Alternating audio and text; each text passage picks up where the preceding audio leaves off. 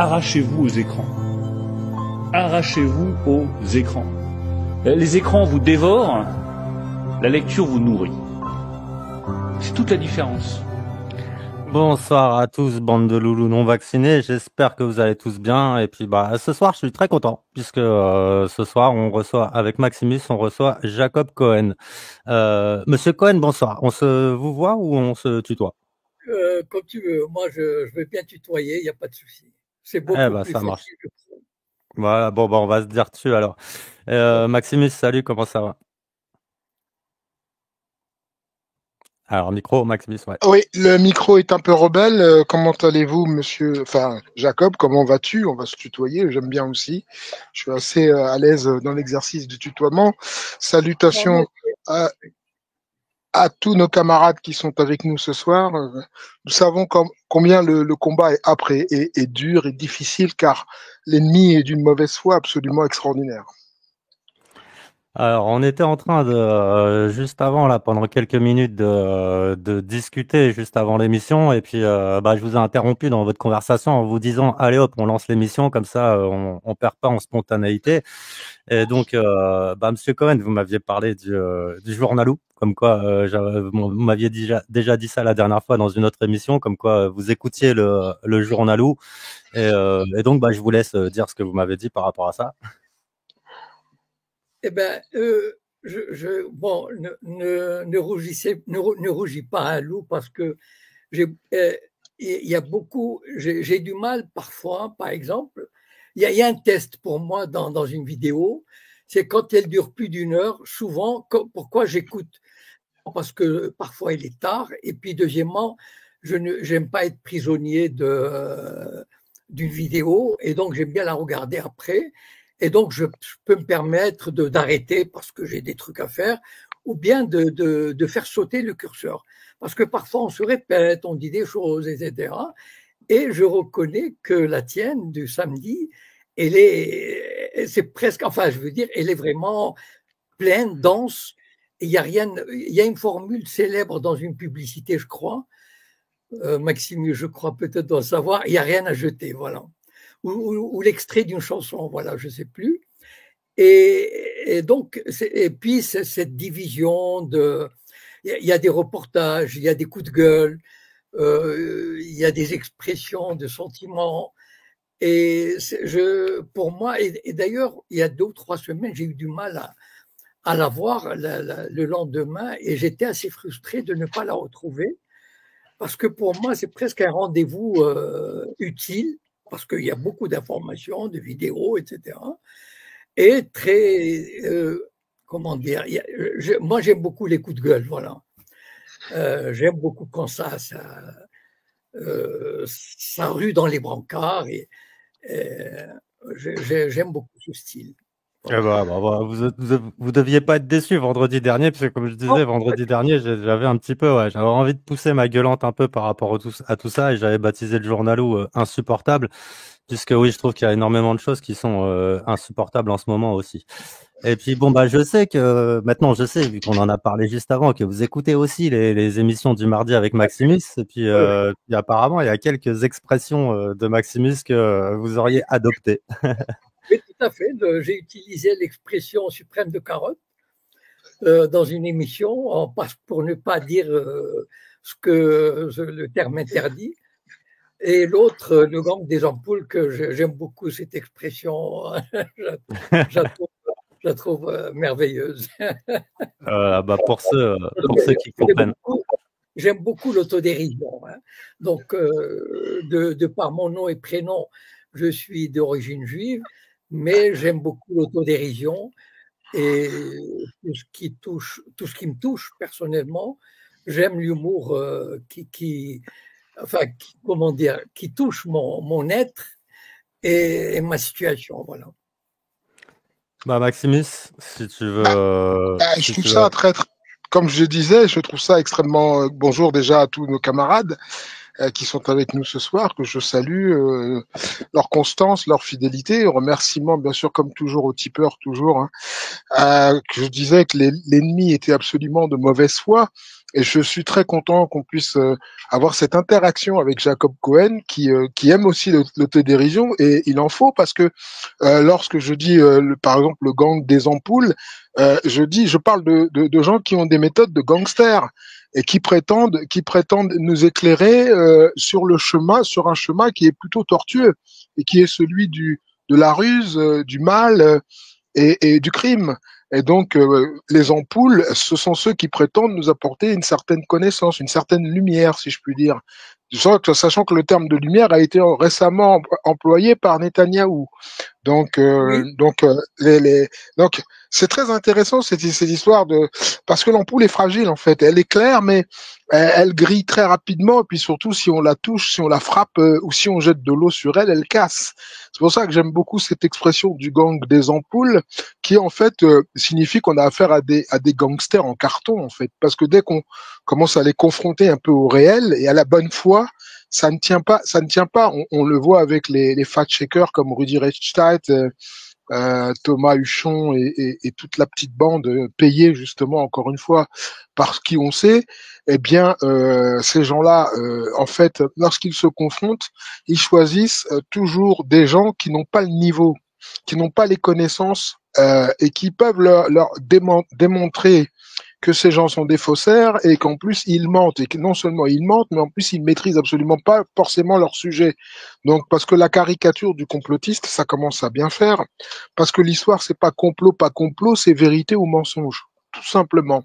Donc soit il y a mensonge, soit il y a vérité, mais il peut pas y avoir complot contre l'information officielle. C'est-à-dire il y a ceux qui diraient la bonne parole, c'est-à-dire la classe parlante autorisée, et tout à fait officiel et habilité, et puis il y a les autres. Donc ça, c'est n'importe quoi.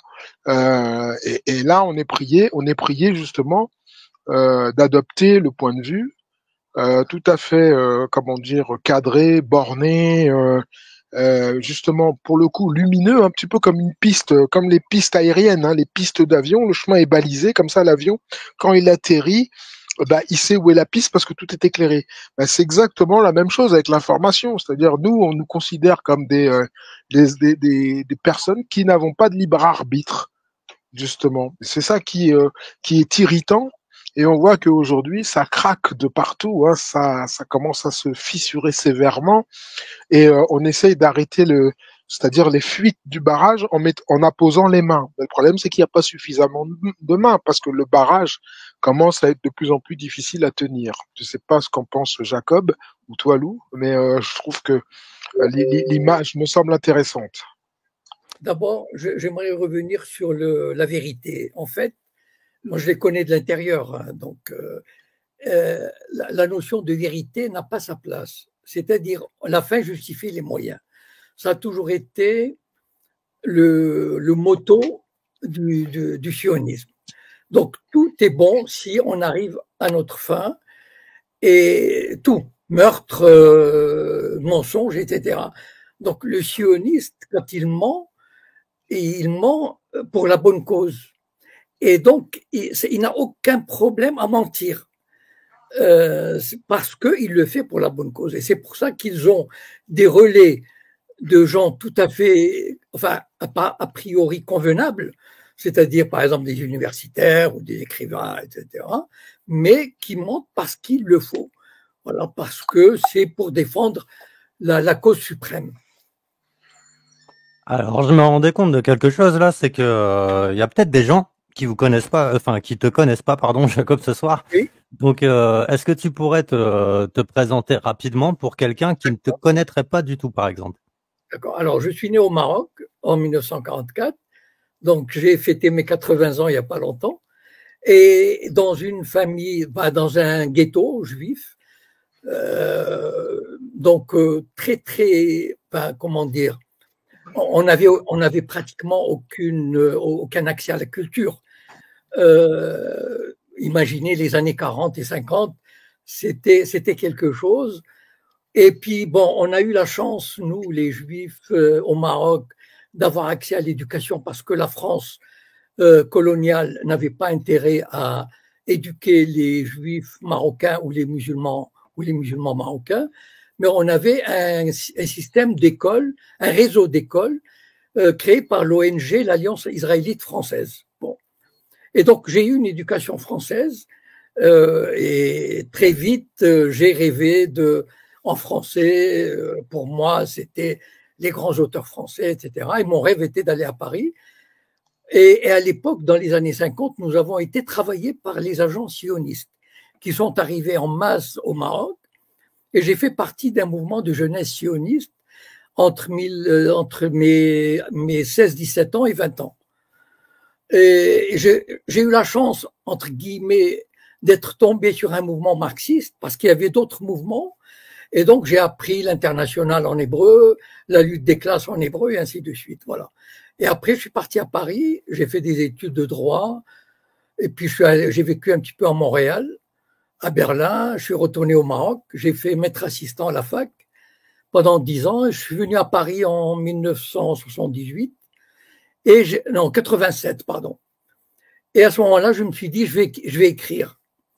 Je vais écrire des romans, voilà. Parce que moi, je sais pas, j'aime écrire des romans parce que je pense que le roman donne une liberté à l'auteur et décrit la situation. Par exemple, j'ai écrit, il y a quelque chose qui me trouble, c'est qu'il y avait 300 000 juifs au Maroc et ils sont partis à 99% et les gens ne savent pas pourquoi ils sont partis.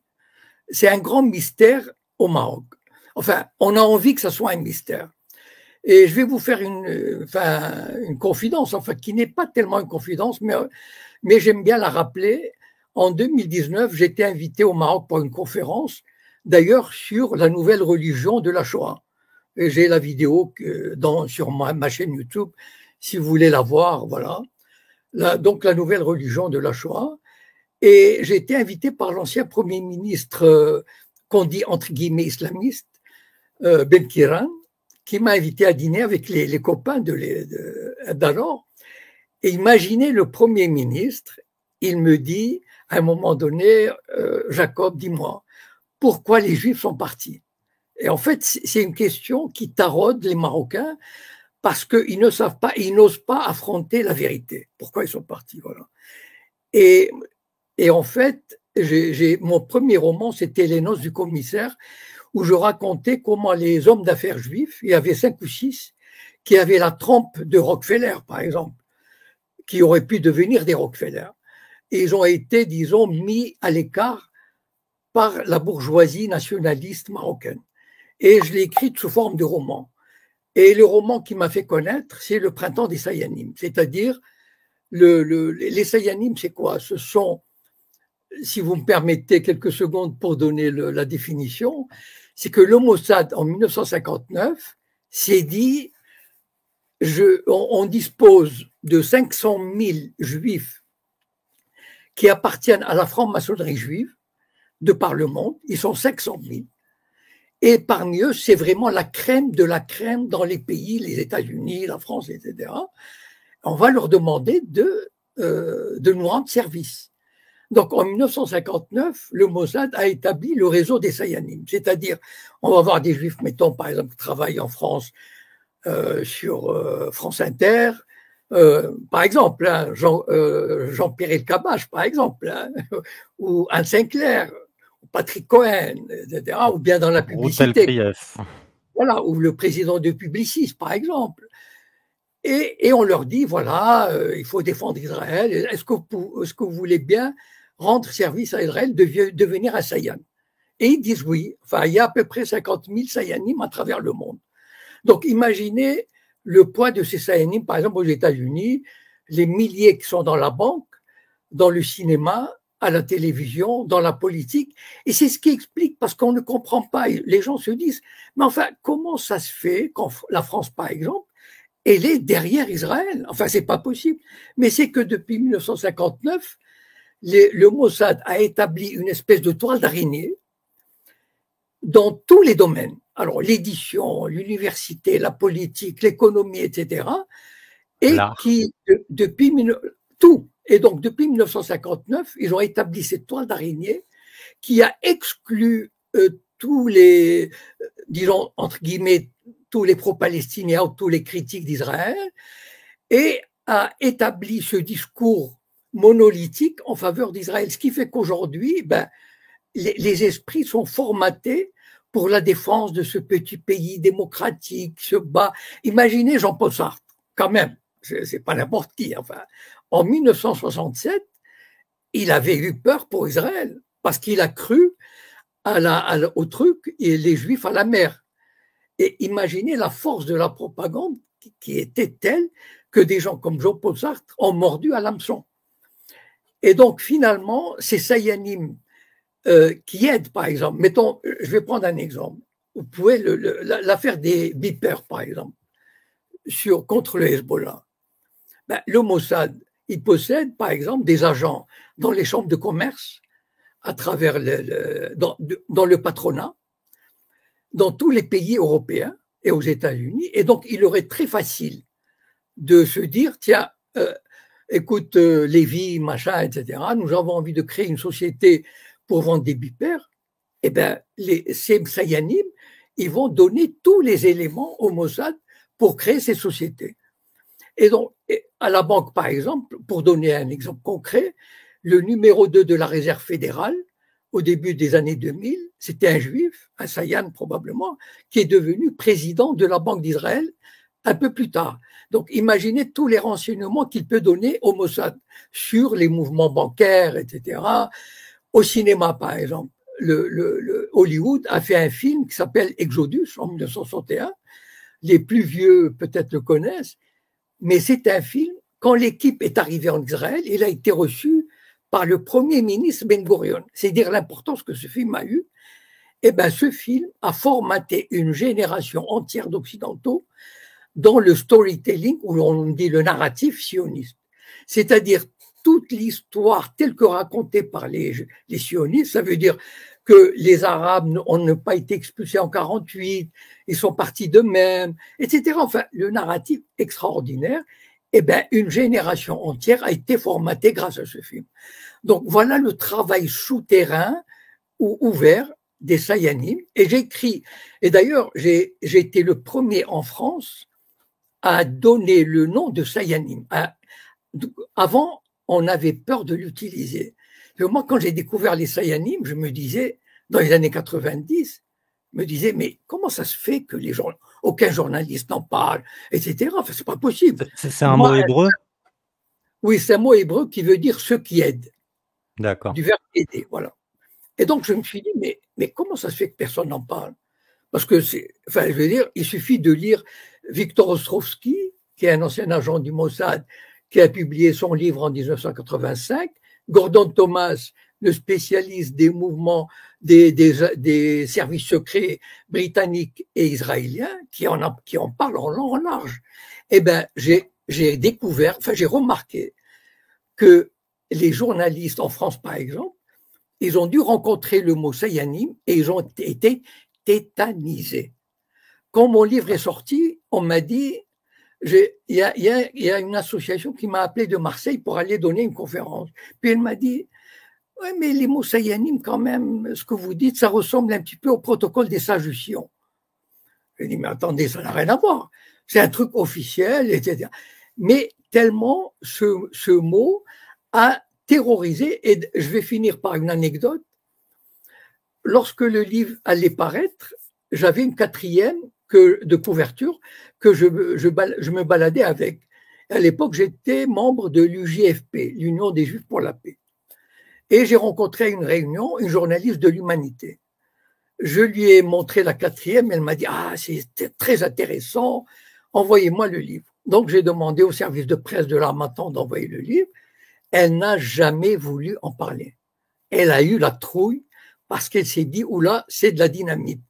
Donc voilà à peu près les Sayanim. Bon, j'ai écrit d'autres romans, notamment par exemple « Confession d'un Sayan » aux éditions Contre-Culture, où j'ai voulu montrer comment un juif athée est devenu Sayan presque malgré lui à 50 ans. Voilà. Et donc, en quoi consistait son boulot? C'est un roman, hein, mais enfin, moi j'aime le roman parce qu'il me donne de la liberté Oui. et il me donne la possibilité de rendre vivant un personnage. Pourquoi il fait ça, etc. Qu'est-ce qui le pousse, etc. Voilà. Voilà, j'ai à peu près, bon, j'ai essayé de faire un petit résumé. Je vais être honnête avec vous, le Printemps des Sayanim, c'est le seul livre que j'ai lu de vous. Et en fait, je l'ai même plus avec moi parce que je l'ai prêté, je sais même plus à qui et on me l'a jamais rendu. Donc je l'ai même plus en fait, malheureusement, le bouquin. Mais là, avant de redonner la parole à Maximus, ensuite on va vous poser quelques questions sur l'actualité. Alors je vous vois, je suis désolé, c'est un automatisme. Désolé, Jacob, on va faire comme ça. Pour moi, c'est plus simple. Je sais pas, 80 ans, il y a 35 ans d'écart. Moi, c'est un automatisme. Quand c'est comme ça, j'arrive pas. Malheureusement, j'ai parfois du mal à faire autrement. Et ce qu'on va faire là, on va faire un petit exercice parce que j'ai fait quelques recherches avant de démarrer le direct avec vous. Et donc on va revenir sur vos différents ouvrages, mais je me suis rendu compte en faisant les recherches aussi que, évidemment, vous avez des homonymes et apparemment il y en a aussi des homonymes qui écrivent des bouquins, si je me trompe pas. Donc je vais vous montrer différents ouvrages. Vous allez me dire si c'est de vous, oui ou non, et puis comme ça on va voir si j'ai bien bossé. En tout cas déjà là il m'en manque un, c'est Confession d'un Sayanim, je l'ai pas. Alors, ça c'est vous. Nouvelle judéo-maghrébine, ça c'est vous, ok. Le prof de philo avait la baraka. Oui. Ça aussi c'est vous. Oui. Un pont sur le Détroit. C'est moi, oui. Ok. De Esther à Fatima. C'est moi. Dieu repasse. Dieu ne repasse pas à Bethléem, pardon. Alors, si tu permets, je vais dire 2 mots de ce roman. En fait, Dieu ne repasse pas à Bethléem. J'ai voulu montrer l'arnaque des accords d'Oslo. C'est-à-dire, c'est un roman qui montre, par des personnages évidemment palestiniens, etc., comme quoi Dieu ne repasse pas à Bethléem. C'est quoi le sens? C'est-à-dire que Dieu est passé une fois à Bethléem, il y a 2000 ans, mais je dis aux Palestiniens, ne croyez pas au miracle, il ne va pas repasser. Voilà. Si vous continuez à croire aux accords d'Oslo, Dieu ne repassera pas et ne vous sauvera pas. Voilà. Vas-y, continue. Ok, alors le destin d'Esser Ben Amis Mires. Oui, c'est moi, oui. C'est vous aussi? Bon, ça va, jusque-là, je suis pas trop mauvais. Alors, d'un holocauste à l'autre, roman. C'est moi, oui. Alors celui-là, je crois qu'il est assez récent. Par contre, j'ai trouvé une deuxième couverture. Il a été édité chez Contre-Culture. Ça a changé d'éditeur entre-temps? Oui, il y a eu 2 éditions. Un sur Contre-Culture et un autre, je me souviens plus. Je crois que c'était Amazon, quelque chose. Je me souviens plus. Voilà. J'ai pas trouvé non plus l'éditeur sur le second. Ensuite, on a le plus connu, je pense, votre plus grande réussite, je pense, Le Printemps des Sayanim. Oui. Et puis, enfin, L'espionne et le journaliste, le Mossad mène le jeu. Je pense que c'est de vous aussi, oui. Oui, c'est moi. Alors, si tu permets, je vais dire 2 mots là-dessus. En fait, le Maroc, les services secrets marocains avaient accepté de recevoir des prisonniers envoyés par la CIA, le style Guantanamo, c'est-à-dire des prisonniers qui ne pouvaient pas être jugés et qu'il fallait mettre au secret. Et donc, moi, j'ai inventé une histoire, toujours romanesque, c'est-à-dire que le numéro 2 de la DST marocaine, qui était nationaliste, et il s'opposait, il n'était pas très content de se soumettre à la CIA et de recevoir de ces prisonniers. Et donc, le Mossad et la CIA lui ont monté un truc pour l'humilier, le déconsidérer. Il a été obligé de démissionner pour ne pas qu'il devienne le numéro 1. Voilà. Et enfin, du danger de monter sur la terrasse. Voilà. Et Alors, ça, bon, si tu veux que je dise deux mots, c'est une petite fille juive de 10-11 ans, 1960-61, enlevée dans la rue ou sur une terrasse par un musulman marocain et convertie à l'islam. Ce sont des faits réels qui sont arrivés au Maroc à cette époque-là.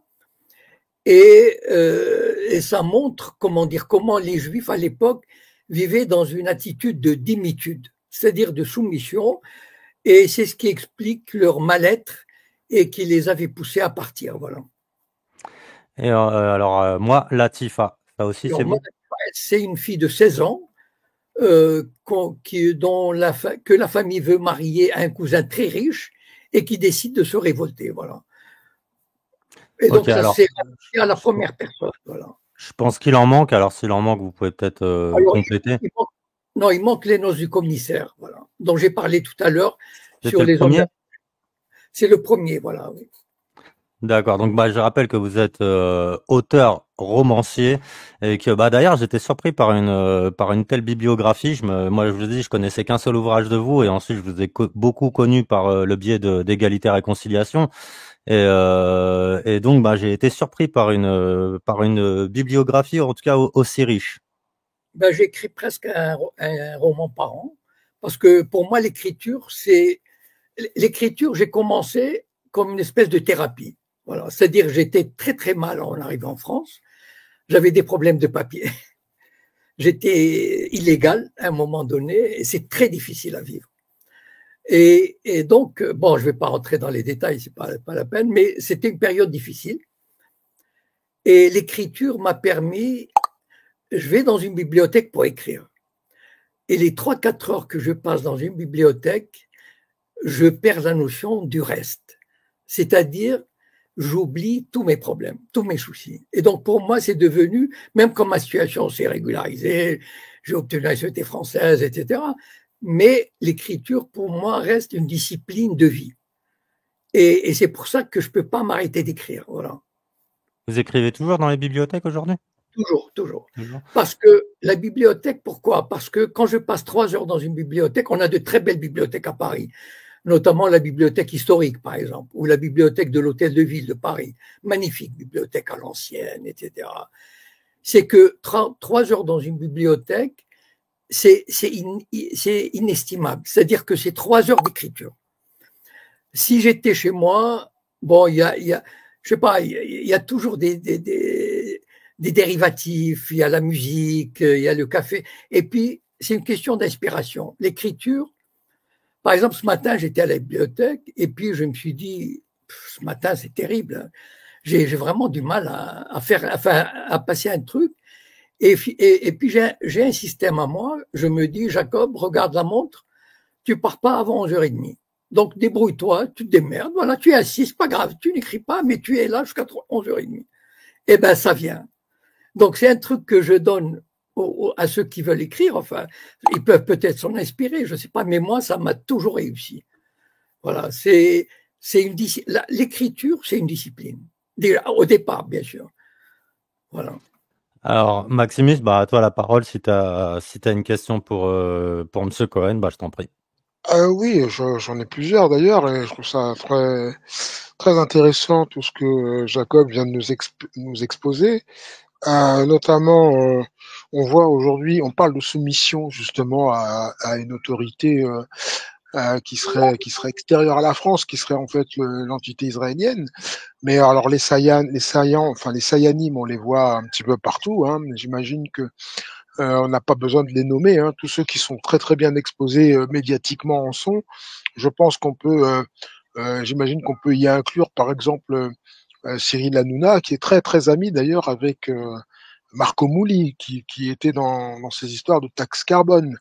Est-ce que le fait justement que la taxe carbone soit quelque chose qui soit particulièrement communautarisé rentre aussi dans la définition de ce qu'est une organisation de Sayanim, ou alors les Sayanim ne sont que des individus mais ne peuvent pas être des organisations. J'aimerais bien savoir s'il existe par exemple des entreprises qui sont Sayanim. Ça me Évidemment, évidemment, ça veut dire que c'est d'abord une personne. Cette personne-là peut avoir une entreprise. Par exemple, je peux presque affirmer que le patron de Publicis, depuis 40 ans, depuis Bleustein Blanchet, est une entreprise de Mossad. Voilà. Et donc, imaginez la force de frappe que cela représente. Et il domine, il contrôle 60% de la publicité, du marché publicitaire en France. Donc, imaginez, quand par exemple le président de Publicis vient à la télévision et dire que celui qui ne participe pas à la manifestation contre le Hamas peut être considéré comme antisémite, tous les patrons des, vous savez, France 2, etc., enfin, toutes les entreprises ont un service de publicité. Je ne sais pas comment on peut dire ça, un département publicitaire, etc. Ils ne peuvent pas se mettre à dos le patron de Publicis. Voilà. Et donc, ils savent de quel côté il est. Et donc, ben, il faut lui faire, il faut pas le contrarier. Voilà. Et donc, imagine, bon, mais ça, vous savez, les Sayanim, il y en a 4000 à 5000 en France. Donc, imaginez 4000 à 5000 en France. Pourquoi je dis il y a 4000 à 5000 en France? Parce que Victor Ostrovsky raconte des faits de Sayanim à Londres et en France, des faits concrets, bon, sur lesquels je ne vais pas m'étendre à moins qu'on me pose des questions. Mais en 1985, le Mossad avait mobilisé 3000 Sayanim à Londres pour capturer, retrouver la trace de, comment il s'appelle, celui qui avait dévoilé le truc nucléaire israélien qui s'était réfugié en Angleterre, Ouanounou, voilà. Le Mossad savait qu'il était réfugié à Londres. Et il a mobilisé 3000 Sayanim pour retrouver l'hôtel où il se trouvait, et il a réussi. Et donc, moi, par extrapolation, comme il donnait des chiffres, je me suis dit, s'il y avait 3000 Sayanim à Londres, uniquement à Londres, à mon avis, il doit y avoir au moins 4000 à 5000 en France.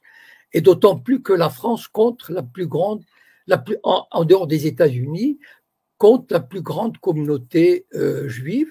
Et donc, imagine, nous, on connaît des personnes, mais on connaît peut-être même pas 2 ou 3%, parce que ce sont des gens connus. Mais imaginez tous ceux qui ne sont pas connus et qui sont, par exemple, que cite Victor Ostrovsky, l'Irak avait envoyé des ingénieurs nucléaires à Saclay. Bon, évidemment, le Mossad était au courant, mais pour lui, c'était très facile. Il avait un Sayan à Saclay. Donc, il lui a demandé, sortez-nous les dossiers de tous les Irakiens, on fait une photocopie et vous les remettez. Mais un autre service secret, ça lui aurait pris des mois pour retrouver les traces, etc. Et donc, ils ont des Sayanim partout, qu'on ne connaît pas, parce que ce sont des gens infiltrés dans la publicité, dans l'édition, etc. Par exemple, dans l'édition, Marion Sigaud avait fait un livre qui s'appelle Du kibbutz à l'intifada. Le contrat était signé, le livre devait sortir. 2 semaines avant, l'éditeur, probablement sous pression, hein, il a appelé, il lui a dit le livre ne sortira pas. Voilà. Enfin, je peux vous donner un exemple. Par exemple, Irène Frein, qui était une grande écrivaine dans les années 90 et qui avait une rubrique sur Europe 1 et qui un jour avait parlé des enfants palestiniens. Mais on l'a tellement harcelée, etc. Elle avait dit, moi je l'ai entendu, elle avait dit je ne veux plus entendre parler de ces problèmes. J'ai tellement souffert que je veux plus. Donc, imaginez tous les harcèlements, toutes les menaces qu'il y a qu'on ne connaît pas, nous. Voilà, que subissent, sans compter, par exemple, rappelez-vous l'humoriste de Canal+. Moi, il m'a fait pitié. Enfin, c'est un humoriste qui faisait un truc de 5 minutes chaque soir à la grande époque, vous savez, de Michel Denisot, etc. Enfin, la grande époque de Canal+, avec les Guignols et tout. Et un jour, il avait fait une blague un peu sur les Juifs ou Israël, je ne me souviens plus. Et le CRIF a dit, ça frise l'antisémitisme. Et c'était qui déjà cet humoriste? Le nom ne me revient pas. Enfin, c'est très connu. Il avait à peu près 35-40 ans. Et le lendemain, il est venu avec les larmes aux yeux. Vraiment, ça m'a. Parce qu'il savait très bien, ce type, je ne lui en veux pas du tout, parce que son avenir, il jouait son avenir. Il a pleuré. Il a dit. Decaune, Antoine Decaune ou Guillon? Non, pas Antoine Decaune. Stéphane Guillon? Stéphane Guillon? Non, non, non. Non. Non, pas aussi connu. Pas aussi Moi, connu. je me rappelle de la blague de Jean-Luc Reichmann qui avait fait 3 youpies, un youpin et qui avait été convoqué derrière sur Radio J pour s'exprimer par rapport à ça. Et il leur avait dit, attendez, je vous rappelle que je m'appelle Jean-Luc Reichmann avec 2 N, donc Oui. je fais partie de la communauté. Et c'est vrai que Les gens qui s'étonnent, par exemple, que les footballeurs, les artistes ne s'expriment pas sur Gaza, il faut les comprendre. Enfin, moi, je les comprends. Tu as une carrière, tu la joues sur une déclaration. ouais. C'est pas évident. Voilà. Parce que un footballeur, si tu lui enlèves le foot, qu'est-ce qu'il va faire? Ouais, bah oui, c'est clair. C'est le Voilà. gagne-pain, hein. Donc perdre son gagne-pain, c'est. Et il savait faire. Pourquoi Dieudonné, on l'a puni de cette façon-là? Ou Stéphane Blé. Stéphane Blé était un génie de la musique, un génie dont la France aurait pu s'enorgueillir. À 15-16 ans, il jouait dans les grandes salles, à Pleyel, à Gaveau, et il composait. Aujourd'hui, il aurait pu être l'une des grandes figures, il aurait pu avoir des rues à son nom, des conservatoires à son nom. Eh bien, parce qu'il était pro-palestinien, il a été, vous connaissez son histoire.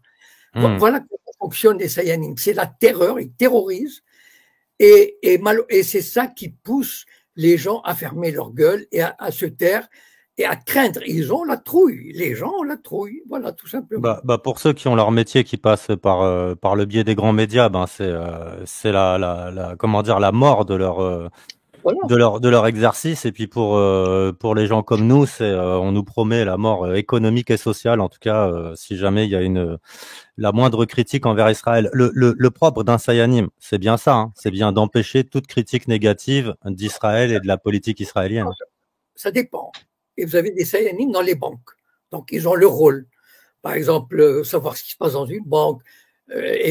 Par exemple, je ne sais pas moi, mettons, l'Arabie Saoudite a des comptes, on aimerait savoir qu'est-ce qu'il y a dans ce compte.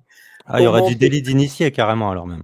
Ah oui, bien sûr. Ils ont des types dans les bourses, ils ont des types dans la réserve fédérale, ils ont des types dans les assurances, dans le cinéma, dans les producteurs. Par exemple, il y a un acteur, le metteur en scène du film qui a reçu l'Oscar cette année. Enfin, je me souviens, c'était un film, bon, le nom me reviendra. Il a reçu l'Oscar et il a fait une déclaration, d'ailleurs, je crois qu'il est juif, et il a fait une déclaration sur Gaza. Bon, courageux. Le type venait d'avoir un Oscar. Mais le lendemain, il y avait 450 producteurs, le gratin de Hollywood, le gratin, qui a publié un communiqué pour dire que c'était pas bien, etc., qu'il fallait pas ceci, cela. D'abord, pour clarifier les choses et surtout un message aux autres. Dire attention, l'industrie du cinéma est derrière Israël. Celui-là peut le dire parce qu'il vient d'avoir un Oscar, mais attention à vous, les prochains, si jamais vous osez dire quelque chose. Et voilà, c'est ça qui fait qui fait se taire les médias. Aujourd'hui, par exemple, j'ai publié une vidéo datant de 1976 du Shah d'Iran, interviewé par une télé américaine, où il dit cette vidéo, elle est sur mon compte Telegram, c'est pour ceux qui veulent la voir. Et le Shah d'Iran disait, avec un courage extraordinaire à l'époque, il disait les Juifs contrôlent tout aux États-Unis, contrôlent les médias, contrôlent l'économie, les banques. Et le journaliste effaré, il lui dit, mais enfin, le président ne peut rien faire contre eux. Et j'ai publié la vidéo et j'ai publié un commentaire, je disais, est-ce que le Shah d'Iran n'a pas payé en 1978, parce que l'Amérique l'a lâché en 1978. Et donc, il a peut-être payé cet excès de critique ou d'indépendance. Alors, j'aurai une autre question pour vous après, mais avant, je vais donner la parole à Maximus, il a une nouvelle question. Moi, j'ai beaucoup de questions, mais est-ce qu'on peut considérer, par exemple, que des personnalités de très haut rang, comme Nicolas Sarkozy, qui a été président français, a agi ou plus dans l'intérêt d'Israël, par exemple, en cela, ça fait de lui un grand sayanim. Est-ce qu'il y a des petits sayanim, des grands sayanim? Et est-ce que aujourd'hui, on peut parler, puisque On nous parle matin, midi, soir de droits de l'homme, d'état de droit et de démocratie. Est-ce que tout ça n'a pas disparu dans une sorte de judéocratie? C'est la question que je pose à Jacob Cohen. Et j'ajouterais, pour compléter, excusez-moi, est-ce qu'il y a des Sayanim non juifs? Non.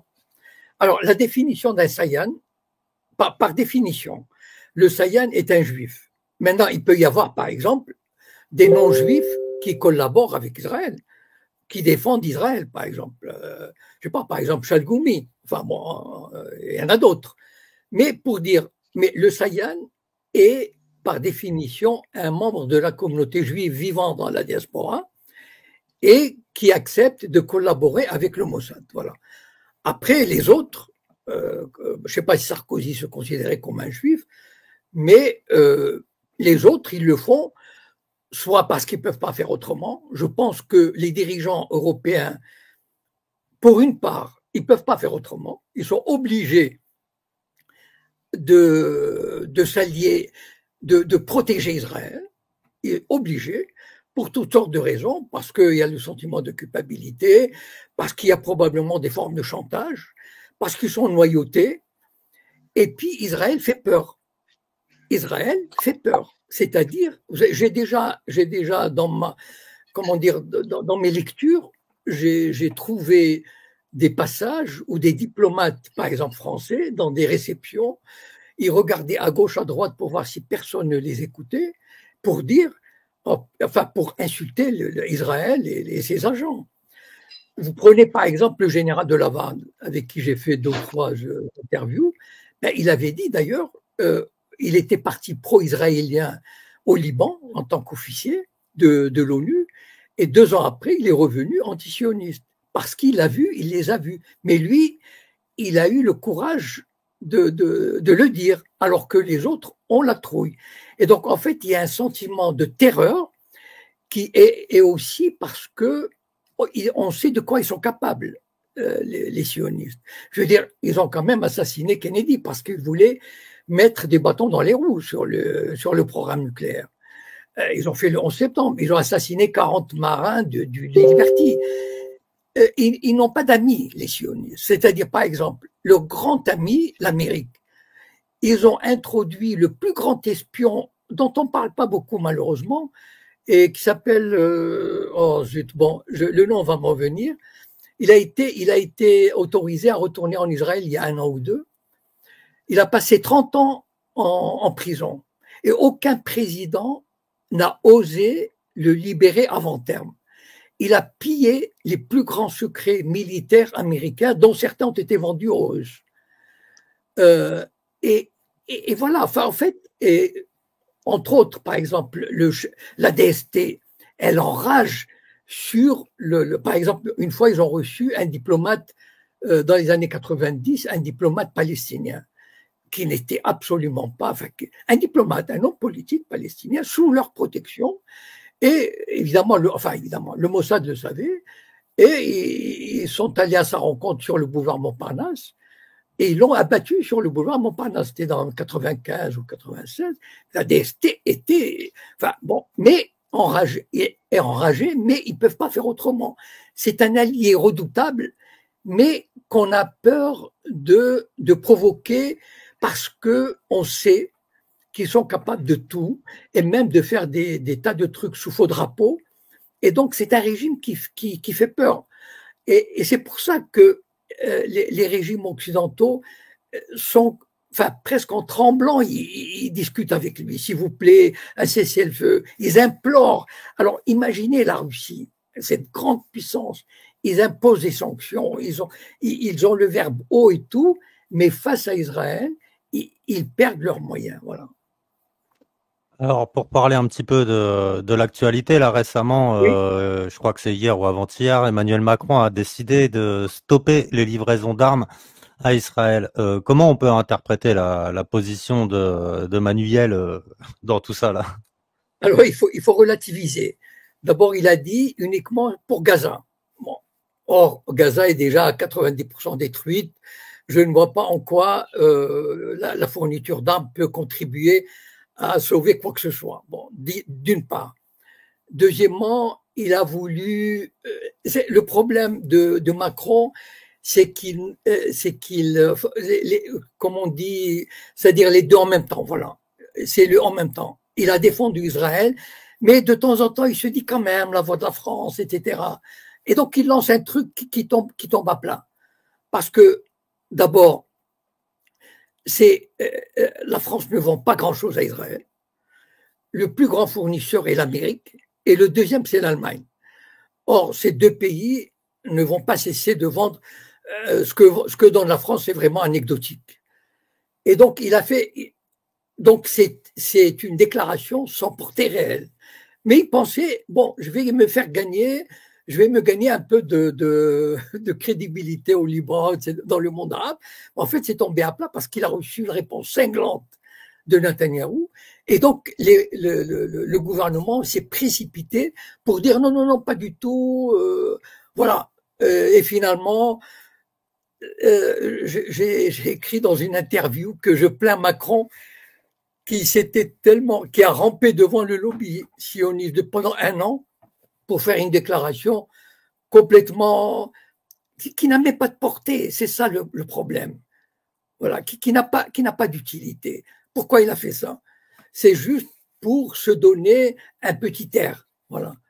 Et puis il s'est fait rabrouer et tout est rentré dans l'ordre. Et la France a encore perdu dans cette affaire un peu pour ce qui lui reste de dignité, de fermeté, d'indépendance. Excuse-moi, j'étais en train d'écrire dans le clavardier. Oui, Maximus, si tu veux. Si tu as d'autres questions, pardon. Oui, j'ai beaucoup de questions. En ce moment, il y a beaucoup, on parle beaucoup de Pierre Hillard qui a écrit un livre sur les Lubavitch. Alors, la question, parce que je suis pas un expert de la question des Lubavitch, et on m'a souvent interrogé là-dessus. Moi, je connais un peu les arcanes du mondialisme. Je sais quels sont les organes puissants de ce mondialisme. Il y a évidemment des clubs comme le Bilderberg, la Commission trilatérale, le club des 300. Il y a aussi, évidemment, le Bnei Brit, etc. Tout ça, ça rentre un peu dans la puissance de feu qu'utilise le mondialisme contre les peuples. Et j'aimerais savoir, qui est subordonné à l'autre, le mondialisme ou le sionisme, ou sont-ils, comme j'aime à le rappeler ou à les appeler, des vrais et des faux jumeaux? Est-ce qu'ils ont réellement les mêmes objectifs, sionisme et mondialisme, où il y a des divergences? Et finalement, au fond, qui sont les Lubavitch? Comment il faut les considérer? Et sont-ils plus puissants que les Rothschild? Alors, je vais commencer par la dernière question. Ce qu'il faut savoir, c'est que les mouvements religieux juifs, surtout les Ashkénazes, je parle des Ashkénazes, ils sont divisés, ils sont répartis en sectes. Enfin, secte, c'est peut-être pas le mot approprié, mais disons, il y a un rabbin qui a une grande aura et qui fonde une école. Et il a des disciples. Voilà. Et donc, il y a plusieurs écoles, ou disons plusieurs écoles en Israël et dans la diaspora. Et elles se partagent l'influence sur ces communautés juives. Et le Lubavitch, donc du nom de leur rabbin aussi, qui a une grande autorité, mais il y en a d'autres dont on n'entend pas parler, mais qui sont aussi puissants en Israël et notamment encore en Russie, en Ukraine, qui ont des filiales là-bas, beaucoup moins ailleurs parce que ce mouvement a perdu de sa religiosité. Et donc, voilà, il y a peut-être 5 ou 6 groupes ou 7, enfin. Et ce qu'il y a aussi, c'est que même ces mouvements sont divisés en écoles. Par exemple, vous savez ce que c'est une yeshiva? C'est une école d'études, c'est un centre d'études du Talmud. Voilà. Et donc, il y en a des dizaines et des dizaines en Israël. Et souvent, elles forment une espèce de petite entité indépendante. C'est-à-dire que le chef de la yeshiva a comme une espèce de domaine réservé. Voilà. Et c'est pour ça qu'il y a certes un grand rabbin qui représente la communauté ashkénaze, mais il y a ces autorités locales ou partielles qui ont autant leur importance. Et donc, si vous voulez, le Lubavitch, c'est une de ces sectes. Elle fait entendre parler d'elle parce qu'elle a un département de relations publiques très important.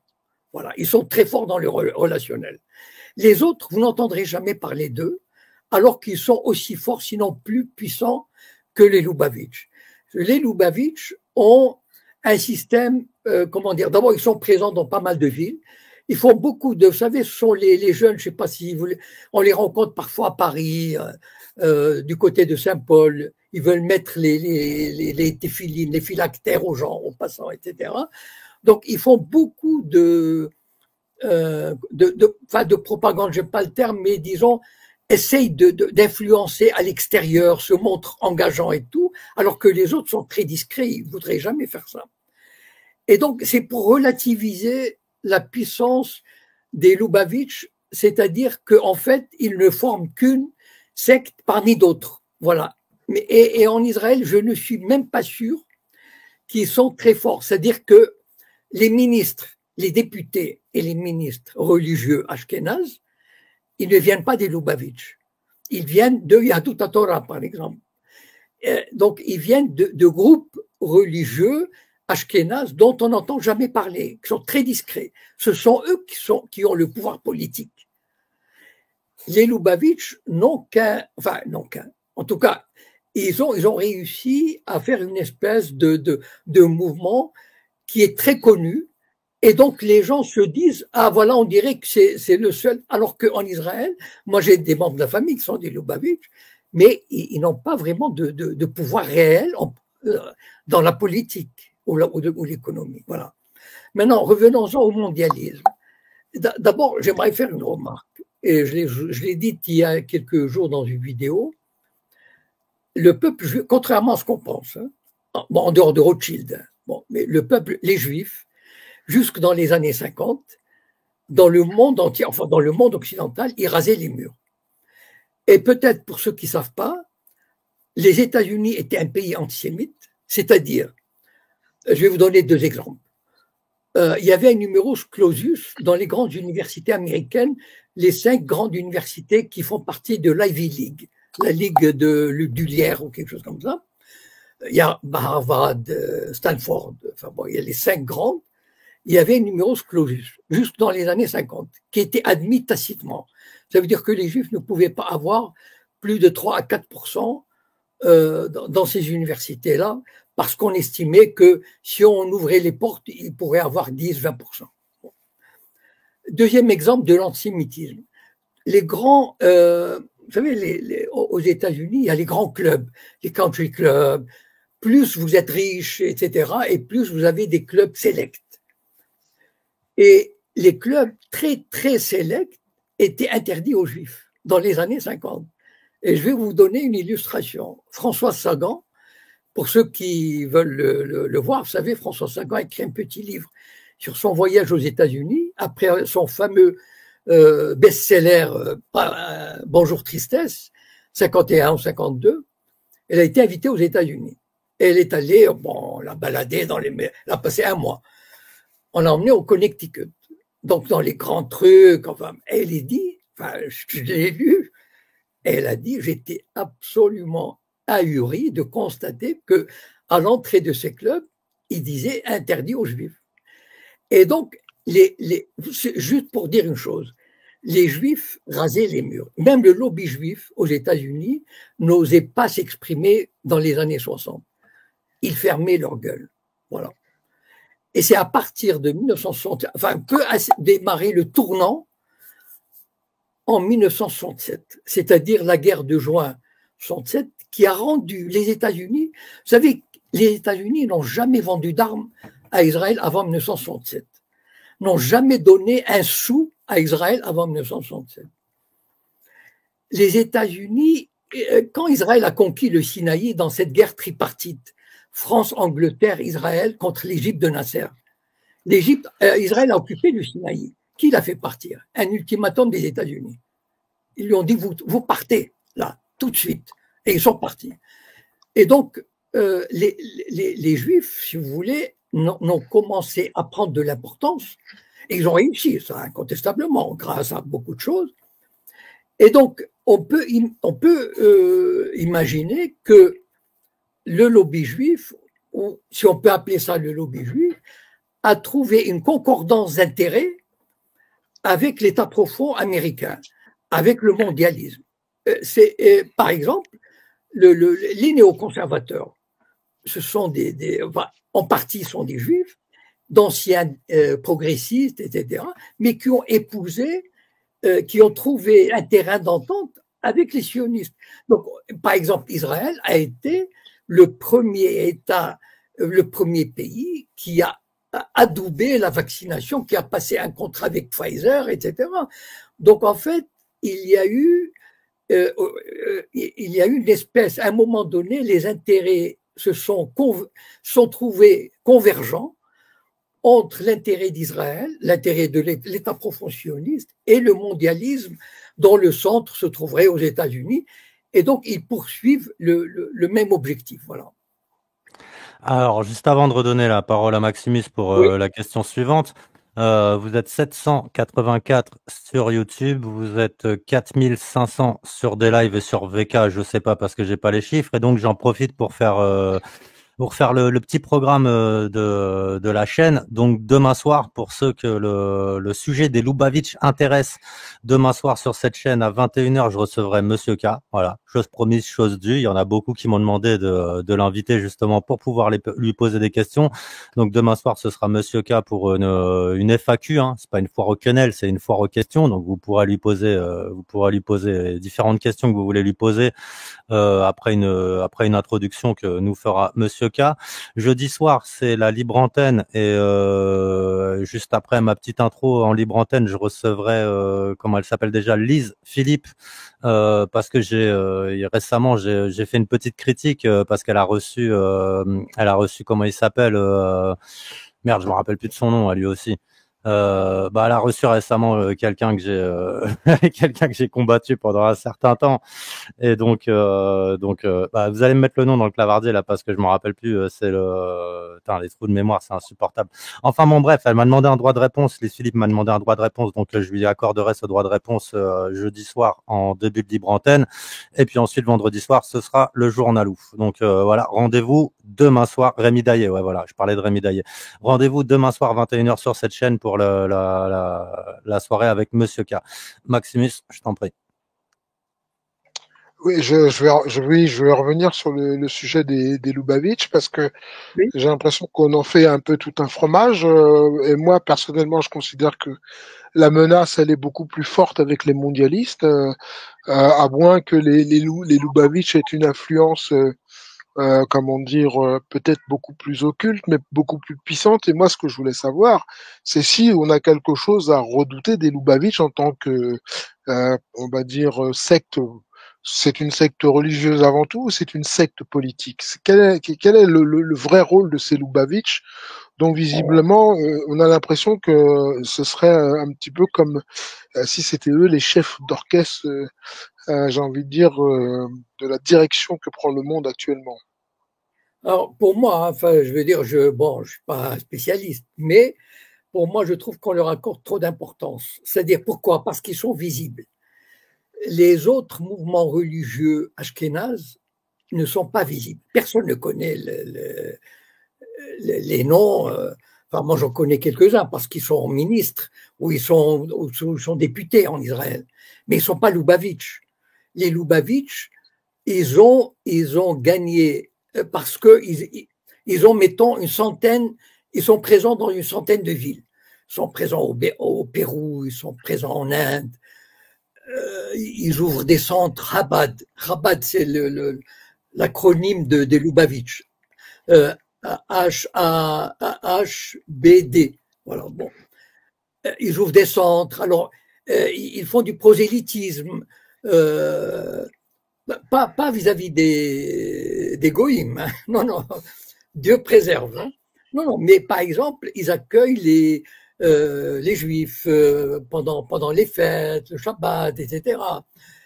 Et par exemple, hier, Trump est allé rendre hommage à l'ancien président des Lubavitch, Schneerson.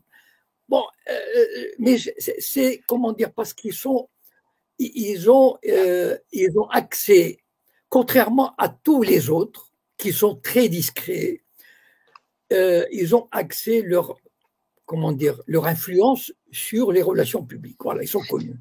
Et donc, on leur accorde, par exemple, Poutine les accueille. Bon, enfin, on le voit des photos avec lui. Mais ça ne veut rien dire. Enfin, Poutine, il doit certainement savoir qui tiennent vraiment les ficelles, qui tirent les ficelles en Israël et dans les mouvements religieux. Je vous l'ai dit, ce sont les partis présents au gouvernement, qui ont des ministres. Rabat, le Lubavitch n'ont aucun ministre, n'ont aucun député.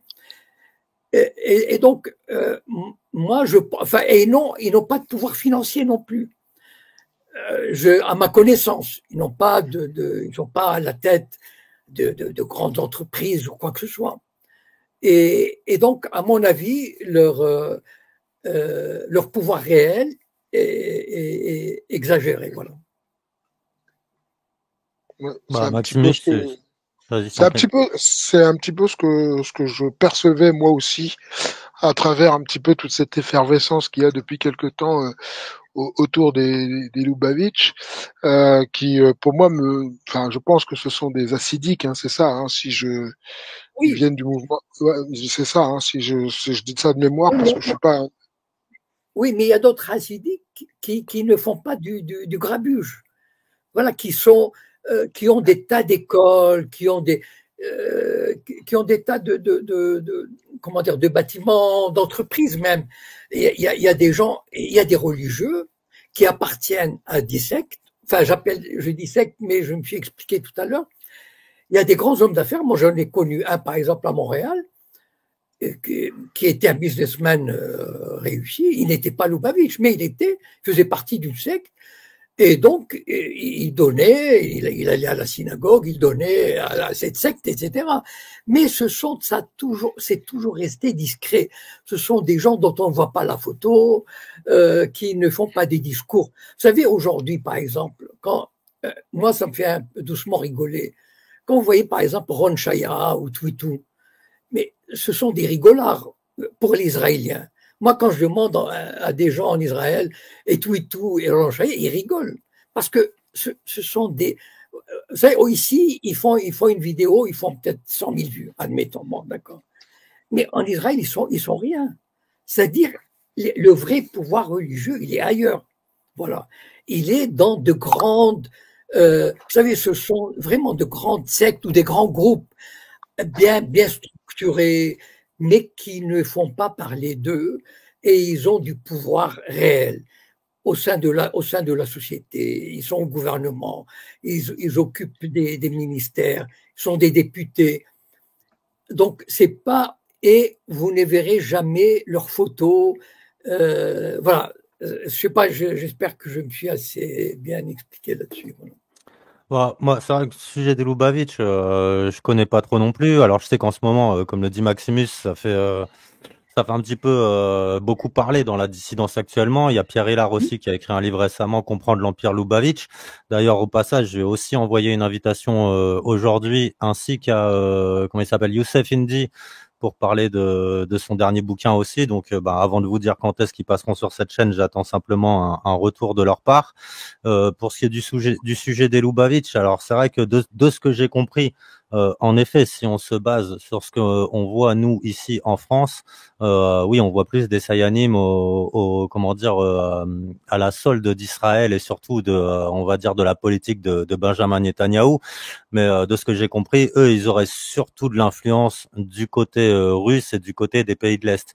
Mais comme je vous l'ai dit, on va creuser un peu plus le sujet demain soir. En fait, ce qu'on va faire, c'est que je vais inviter tous ceux qui parlent de ce sujet actuellement, et puis on va tout simplement écouter leurs arguments à chacun, et puis ensuite je laisserai aux gens la liberté de se faire leur propre opinion sur ce qui concerne ce sujet. Voilà, tout simplement. En tout cas, je suis bien content, Monsieur Cohen, d'avoir votre opinion par rapport à ça ce soir.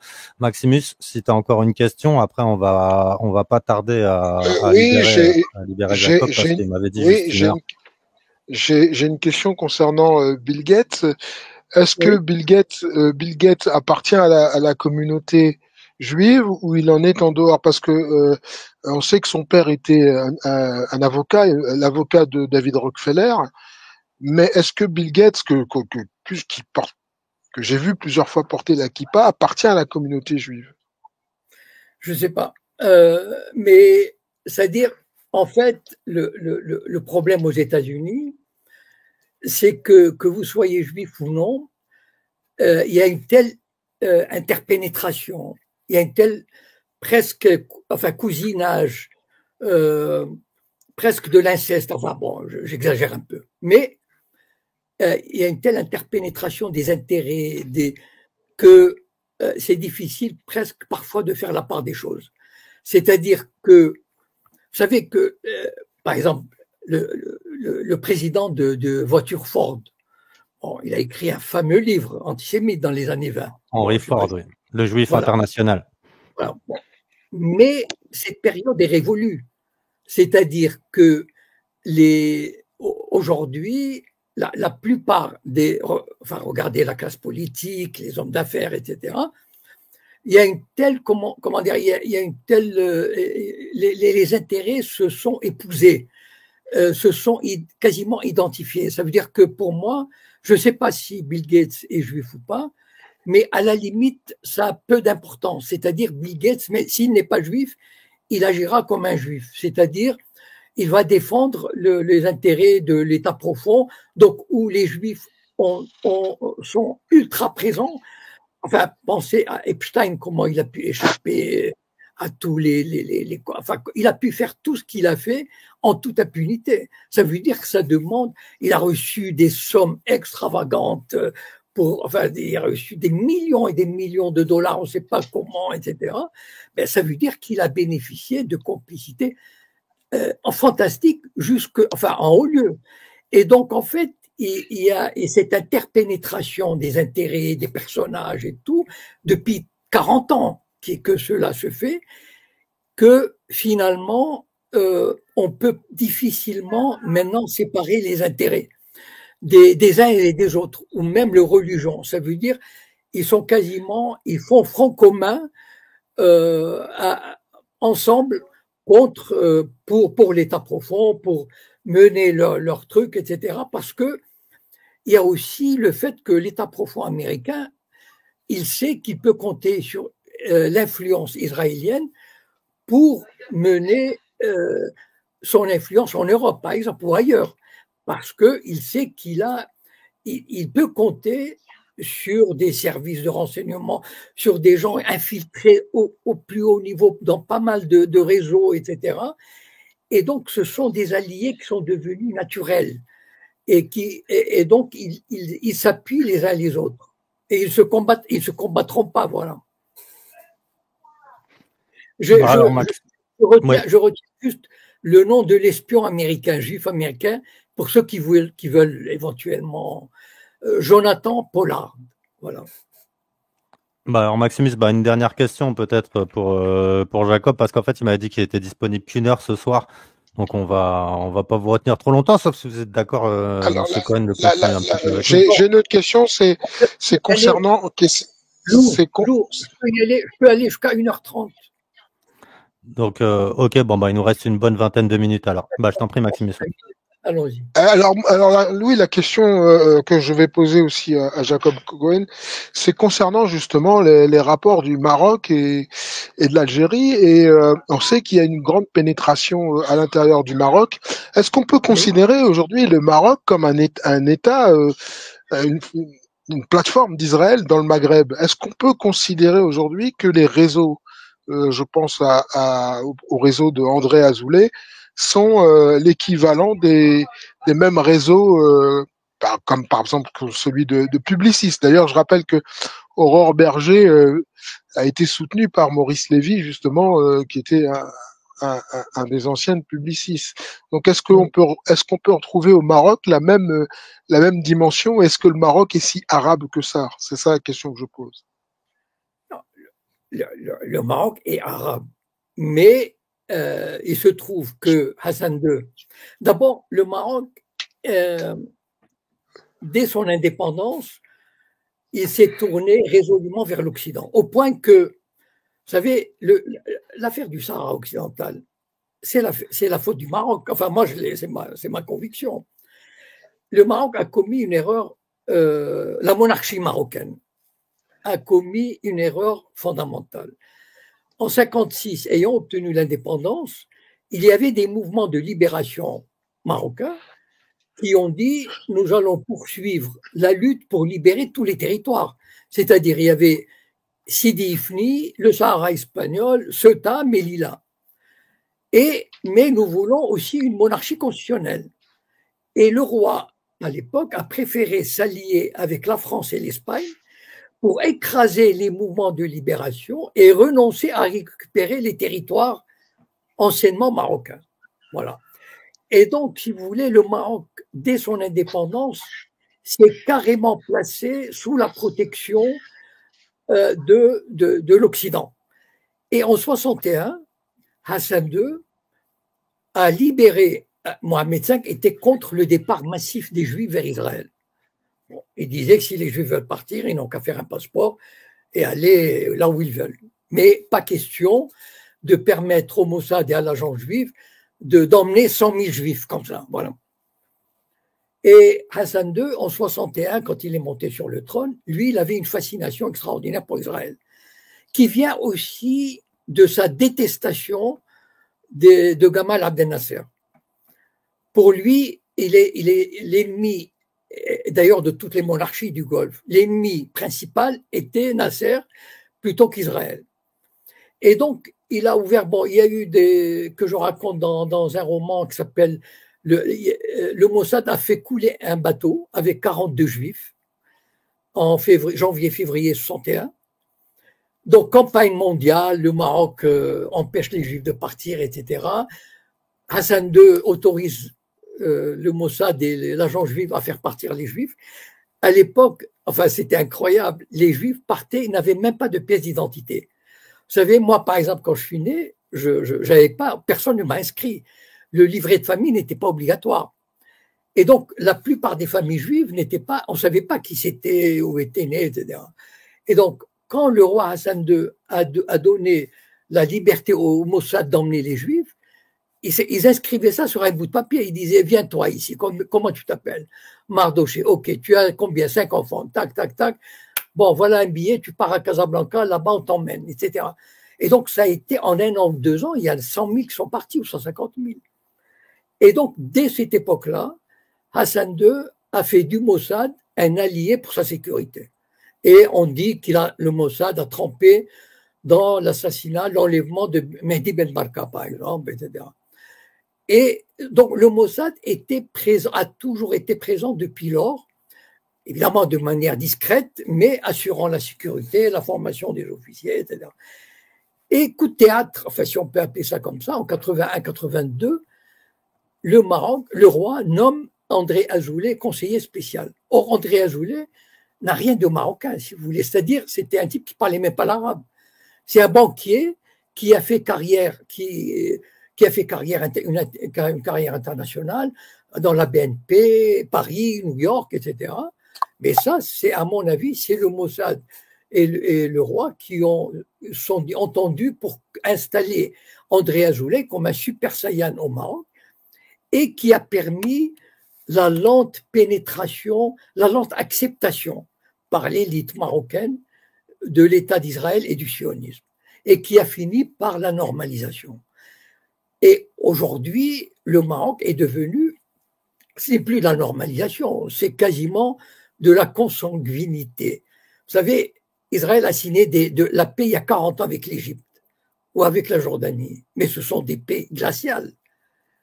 Je veux dire, il faut entendre les Égyptiens parler d'Israël ou les Jordaniens. Ils les détestent à un point incroyable. Il y a un avocat égyptien qui a été radié de l'ordre des avocats parce qu'il est allé visiter Israël. Alors que le Maroc, il est en train de réécrire l'histoire, les cours d'instruction religieuse pour faire plaisir aux Juifs, pour faire plaisir aux sionistes. Et il a accepté quasiment, enfin, aujourd'hui, la pénétration militaire du renseignement, etc., au Maroc, elle est incroyable. Et moi, je crains que, vous savez, faire confiance aux sionistes, c'est une preuve de, passez-moi l'expression, de connerie. Voilà. Vraiment, il faut être naïf ou cinglé pour faire confiance aux sionistes, quel que soit le pays. Ils peuvent trahir les Américains, les Français, ils détestent tout le monde. Il faut entendre les sionistes parler entre eux. Moi, je les connais, enfin, c'est des gens avec qui je discute. C'est ma famille. Ils détestent tout le monde. Voilà. Ils détestent les Français, les Anglais, les Américains, les Goïms, ils détestent. Voilà. Et les Arabes. Je confirme. Voilà. Et donc, voilà. Et donc, faire confiance à ce point, c'est-à-dire, c'est terrible, parce que, regardez ce qu'ils ont fait avec les beepers. Bon, ok. Israël vend des missiles, des satellites, etc. au Maroc. Mais ils ont certainement mis un truc, un mécanisme pour d'abord espionner les satellites et les missiles et tout, et à la limite pour les détourner ou les arrêter.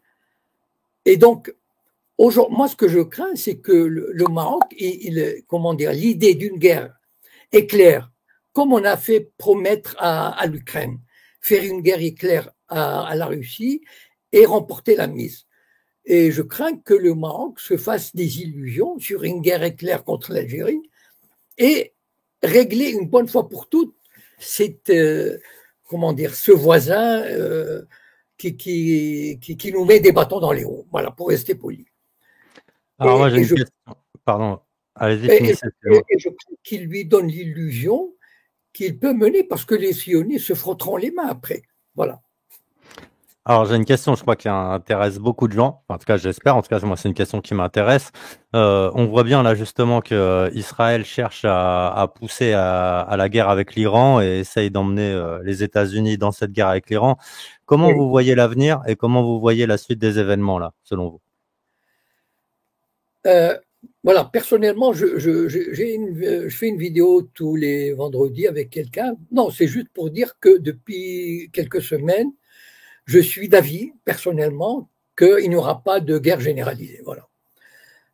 Parce que je crois que on a beau dire, mais les États-Unis, à un moment donné, ils savent ce qu'il en coûterait de faire cette guerre. Bon, voilà. Ça sera pas. Enfin, déjà que l'Afghanistan et l'Irak, on a cru que c'était une promenade, mais ça n'a pas été une promenade. Mais l'Iran sera une autre paire de manches, d'autant plus que l'Iran, aujourd'hui, va bénéficier depuis 1 an ou 2 de l'appui des BRICS, que ce soit au niveau stratégique, militaire, économique, etc. Et donc, Israël peut pousser, mais à mon avis, les États-Unis ne suivront pas. Parce que c'est un désastre pour c'est-à-dire que à ce moment-là, le pétrole les Américains ont des bases à Bahreïn, à Qatar, etc., qui peuvent être détruites en quelques jours, quelques heures, sans défense, et les puits pétroliers de la région se feront sauter, et le détroit d'Ormuz complètement bloqué. Et ça, l'Occident ne peut pas se le permettre. Voilà. Donc, il y a des limites. Il ne faut pas croire que ceux qui tirent les ficelles à Washington et à Berlin, etc., ils sont aventuriers ou aventuristes, mais jusqu'à un certain point. Voilà. Mais justement, il y en a beaucoup qui pensent que là, au niveau de la, comment dire, de la diplomatie internationale, comment il s'appelle, Benjamin Netanyahou fait la sourde oreille en ce qui concerne les États-Unis parce qu'il attend justement les élections. Donc il essaye de tasser un petit peu les choses là jusqu'aux élections américaines en s'imaginant que peut-être après, bien, il pourrait avoir un soutien plus prononcé de la part des États-Unis, que ce soit Trump ou Kamala Harris qui arrive au pouvoir. En tout cas, il s'imagine avoir un soutien beaucoup plus prononcé de la part des États-Unis. C'est-à-dire, il aura un soutien en ce qui concerne Gaza, la Cisjordanie et le Liban. Voilà. Mais pas au-delà. Parce que là, bon, ça va, c'est gérable. Même si c'est Enfin, Trump, vous pensez que ça ne pourrait pas aller jusqu'à un soutien face à l'Iran? je pense. J'ai entendu, vous savez, il y a un site américain qui s'appelle Judging Freedom, que j'encourage les gens enfin, à écouter, parce qu'il y a un Scott Ritter qui passe là-bas, etc. Enfin, des gens d'un Mersheimer, vraiment d'un grand niveau. Et il y a quelqu'un qui a dit récemment que Trump avait voulu attaquer l'Iran en 2017-2018. Et il a demandé au Pentagone qu'est-ce que vous en pensez. Le Pentagone lui a fait un tableau sombre. Ils lui ont dit voilà, voilà, voilà, voilà. Est-ce que vous voulez toujours attaquer l'Iran? Et Trump a dit non. Donc, D'accord. en fait, ils sont. Voilà, je pense qu'ils savent jusqu'à quel point. Voilà, jusqu'où il ne faut pas aller trop loin, comme on dit. Voilà. Donc, je ne crois pas qu'ils lanceront. D'ailleurs, vous savez, ça fait 20 ans. Moi qui suis l'actualité de la région, je vous assure, ça fait 20 ans que ça les démange, les Israéliens et les Américains, l'Iran. Ça fait 20 ans que ça les démange. Et ils n'ont jamais franchi le pas. Pourquoi? Parce que, et surtout aujourd'hui, l'Iran n'est plus ce qu'il y a 5-10 ans. C'est-à-dire, ils l'ont montré, ils ont des missiles. Et surtout, maintenant, l'Iran fait partie des BRICS. Et la Russie est en train de se détacher. Vous savez, Poutine et Netanyahou avaient une relation très privilégiée. Vous savez, Netanyahou allait à Moscou 2-3 fois par an. Comme ça, tout à coup, on entendait dans les nouvelles, voilà, il a fait un saut à Moscou, il parle, etc. Ils s'entendaient très bien. Voilà. Et d'ailleurs, ils avaient presque une espèce de protectorat commun sur la Syrie. Presque. Voilà. Bon, c'est pas le sujet, mais voilà. Et depuis quelque temps, on a remarqué que la Russie se détache d'Israël et même a fourni des armes qui peuvent toucher Israël, le Houthi par exemple, et a fourni probablement des armes à l'Iran, même contre Israël. Et donc, c'est un nouvel élément qui est vraiment nouveau, dont il faut tenir compte. Et donc le rapport de force s'est même amélioré en faveur de l'Iran. Et donc, ce qui rend maintenant une attaque comment dire, décisive contre l'Iran, vraiment problématique. Voilà. Alors, avant de laisser la dernière question à Maximus, moi, une question qui m'intéresse aussi. Qu'est-ce que vous pensez du rituel de la vache rousse et de la reconstruction du troisième temple, enfin du dit troisième temple à Jérusalem, Oui. sur là où se trouve la mosquée d'Al-Aqsa? Alors, vous savez, le sionisme était athée, totalement athée. Bon, ceux qui racontent un peu, bon, enfin bon, je n'ai pas envie de polémiquer. Moi j'ai fait partie d'un mouvement sioniste quand j'étais jeune, j'étais en Israël plusieurs fois, etc., pas en touriste. Mais c'était un mouvement athée, c'est-à-dire même anti-religieux, je dirais. Voilà. Vous savez, au Maroc, les rabbins, dans les années 50, nous mettaient en garde contre les sionistes. Ils avaient ouvert un local au Mella, dans le ghetto, ils nous mettaient en garde contre ces mécréants, etc. Voilà. La vision qu'on avait des sionistes. Mais c'est plus le cas aujourd'hui. Non, c'est plus le cas. Et l'apparition en Israël, même de gens qui portaient la kippa, moi j'ai commencé à les voir à partir des années 80. Et il y a eu un changement terrible, enfin extraordinaire en Israël. Et donc il y a ce mouvement messianique qui a pris, je veux dire, il y a 20 ans, peut-être il y a 1 ou 2% qui y pensaient. Vous savez, quand Ron Shaya parle du Messie, vous savez, les Juifs ont toujours parlé du Messie. C'est un vieux truc qu'ils ressortent. Au Maroc, quand il y a quelque chose qui n'allait pas, il pleuvait, il y avait un déluge, etc. On disait, ah mon Dieu, envoie-nous le Messie pour guérir tout ça, pour nous soulager de tout ça. C'est une espèce d'antienne, comme ça, du juif traditionnel, qui rêve d'un Messie qui réglerait tous ses problèmes. Etc. Mais depuis 20-30 ans, en fait, c'est vraiment exponentiel aujourd'hui. C'est-à-dire que même des laïcs israéliens commencent à trouver l'idée d'un troisième temple intéressante. Et ils commencent à remplacer le sionisme originel, c'est-à-dire la création. Le sionisme originel, c'est quoi? C'était des communistes, des trotskistes, comment dire, parce qu'ils sont venus de Russie. Ils étaient des copains de Trotsky à l'époque. Et donc, c'était de faire un juif nouveau.